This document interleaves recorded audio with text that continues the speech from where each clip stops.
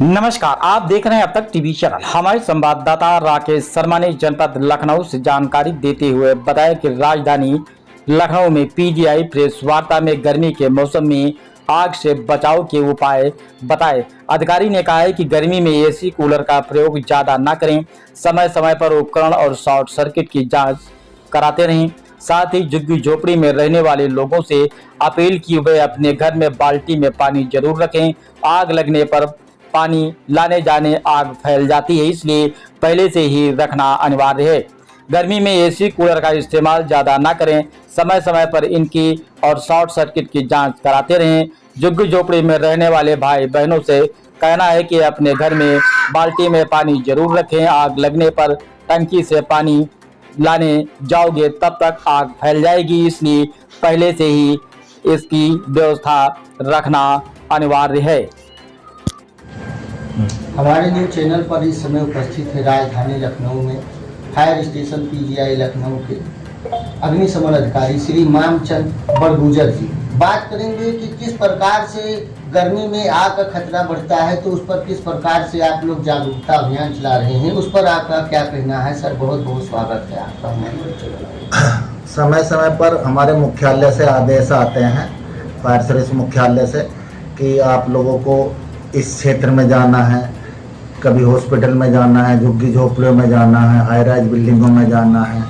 तो उनके मुख्यालय के आदेशानुसार तथा हमारे स्थानीय मुख्य अग्निशमन अधिकारी लखनऊ महोदय के दिशा निर्देशन में हम उन आदेशों का अनुपालन पूरा करते हैं। तथा जैसे गर्मी पड़ रही है, बहुत भीषण गर्मी पड़ रही है, हम झुग्गी झोपड़ी में भी अभी अभियान चलाया गया था कुछ दिन पहले, तो उन लोगों को सबको समझाया गया कि आपने जो खाली बर्तन है जिसमें बाल्टी हैं, भगोने हैं या जो भी बड़े बर्तन है, उसमें पानी हमेशा भर कर रखें, क्योंकि जब आग लगती है, जब तक टंकी पे जाओगे फैल जाती है। अगर हमारे घर में पानी भरा हुआ होगा तो हम उसका तुरंत इस्तेमाल कर लेंगे।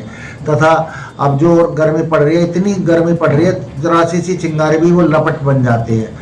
तो हमने लोगों से ये जो अभी चल रहा था गेहूं के खेतों में जो उसकी पराली होती है, उन लोगों को भी जागरूक किया, भैया ऐसे मत जलाओ, क्योंकि घर में भी हवा चलती है, घर में जा सकती है। तो अक्सर वही पराली की आ रही थी, अब तो शांत हो गई है।